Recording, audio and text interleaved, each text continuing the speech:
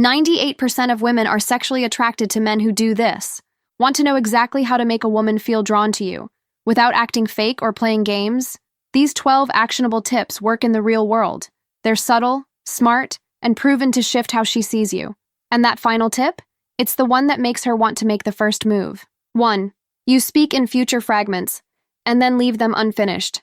Let's say you're mid-conversation with her, and you casually drop, "There's this weird little street cafe I always pass by. I swear their sign is in Comic Sans. I've always wanted to see if it's as tragic as it looks." And then you just leave it there. No invite, no, "we should go." You plant the seed and walk away. Why it works? You're not trying to impress her with effort. You're pulling her curiosity forward, dangling a thread of potential that she now wants to tie up. Women get hit with proposals constantly. Dates, plans, grand ideas. But an open loop? That's rare. It doesn't tell her she's already got you. It tells her there's a door, and she has to knock to see what's behind it. 2. You pause before answering flirtatious questions, not out of shyness, but control. Imagine she teases you, says something cheeky, maybe asks if you're always this mysterious. Most guys instantly jump to respond, to keep the banter going. But you let it hang for a second. Not a long, awkward pause, just enough to let her question echo in the air. It tells her, you're not performing. You're not dancing because she played music. You're grounded in your own rhythm. That 1-second pause feels like a velvet rope she hasn't been invited past yet. And trust me, the tension from that is electric. 3. You treat beauty like background noise, not a main feature. Most men orbit her looks. Compliments, stares, double takes. It's exhausting and predictable. But when you treat her beauty like it's the wallpaper, noticeable, sure, but not the main event, she's thrown off in the best way. You're talking to the woman beneath the presentation, and that sends her brain into overdrive. Wait, does he not think I'm hot? No, it's worse. You think she's hot, but it's not what earned your attention. Now she's scrambling internally to figure out what did. That kind of mystery? It breeds obsession. Quick pause. If you're focusing more on building your value instead of chasing validation, drop the word growth in the comments. Let's see who's actually putting in the work. 4. You offer silence, and you don't rush to fill it. There's a moment on every date or conversation where silence creeps in. Most guys treat that like a ticking time bomb. Quick, ask another question, crack a joke. But not you. You sip your drink, you glance around, you sit with it. Silence in your presence doesn't signal awkwardness. It signals comfort, like she can breathe without performing, like there's nothing to prove. That quiet confidence is intoxicating. It tells her your nervous system is calm, and hers mirrors that. It's the kind of space where attraction simmers under the surface without needing to announce itself. 5. You let her interrupt you, and then don't finish your thought. This one's subtle, but deadly effective. Let's say you're telling a story, and she jumps in excitedly. Instead of steering the convo back to finish your anecdote, you let it drift.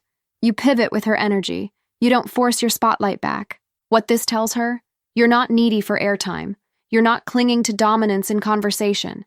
You value flow over control, presence over performance. And paradoxically, that makes her want to hear you finish that story later. It creates a mental tab she'll want to reopen. 6. You choose discomfort over performative charm. She says something you disagree with, maybe a take on relationships, or ambition, or even food. You could nod politely, say, interesting, and keep it smooth, but you don't. You push back, not aggressively, but firmly. I actually see that totally differently, you say. Eyes steady, tone calm. Here's the deal. Most men are allergic to friction early on. They think disagreeing will turn her off. But mature women, they're wired to associate honest resistance with emotional safety. If you can disagree now, you're less likely to morph into a yes man down the line.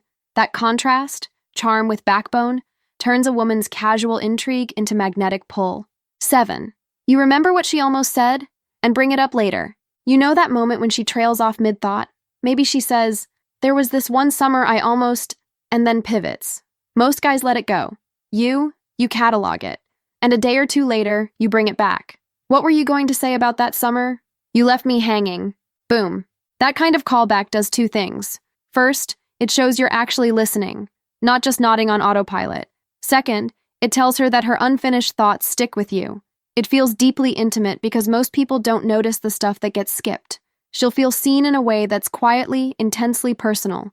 and that kind of emotional accuracy is rare. 8. You tell stories that don't make you the hero, and you don't clean them up. You talk about a time you misread a situation, or accidentally offended someone or got rejected, and you don't spin it to make yourself look good. You own it. You laugh about it. You let it live, messy and unpolished. Why it works? Most guys over-optimize. Every story is a highlight reel. But when you reveal your imperfect edges, without self-deprecation as a shield, you radiate self-acceptance. And here's the paradox. Women don't crave perfection. They crave someone who's at peace with imperfection. That kind of grounded honesty is wildly attractive because it feels real.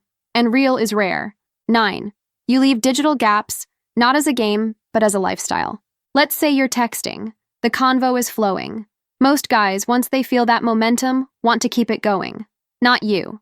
You leave her last message on read, not out of coldness, but because you're living life offline. You're walking your dog, you're deep into a book, you're fixing your bike, your time is full, not performatively busy, but genuinely occupied. The key here isn't about being hard to get, it's about communicating, without saying a word, that you don't need digital affirmation to feel connected. You don't chase dopamine hits from your phone. That makes your presence feel earned. And that scarcity? It creates obsession. 10. You narrate your world in ways she's never heard. Let's say you're both in line at a coffee shop, and you casually remark, "This place always smells like rain on pavement," like right before a thunderstorm. Or maybe you say, "I have this weird theory that everyone who orders iced black coffee is secretly trying to outrun something." What's happening here? You're offering her a private lens into how you see the world, not filtered, not calibrated for approval. Women crave originality, not just in action, but in perception. When your observations hit from an unexpected angle, it feels like a portal into a mind she wants to explore more of. You're not describing what she already sees. You're letting her see through you. That's unforgettable. 11. You signal boundaries before they're tested. Here's where most men mess up. They wait until a line is crossed to assert their standards. You do it subtly, before it's even relevant. Maybe you mention, "Yeah, I've learned I don't do well around people who constantly one-up others. That energy just doesn't sit right with me." Or, "If someone's flaky more than once, I usually step back." I don't chase clarity. You're not warning her. You're just existing with quiet standards. That communicates something powerful. You're selective not out of scarcity, but out of self-respect. And when a woman feels like your attention can't be gamed or guilted, it becomes 10 times more valuable. 12. You flirt indirectly, by making her feel rare, not beautiful. This is the holy grail of subtle seduction. Most flirting follows the same tired script: compliments, innuendos, trying to escalate with smirks and shoulder brushes. But you bypass all that.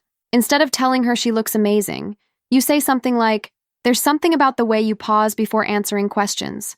It makes everything you say feel intentional." Most people just react. You actually process. You're highlighting traits that have nothing to do with sex or status, but everything to do with essence. That kind of attention feels like emotional X-ray vision. She doesn't just feel attractive, she feels understood. And that distinction? That's where sexual addiction begins. Because now it's not just about you wanting her, it's about her needing to be seen by you again. For more advice, subscribe.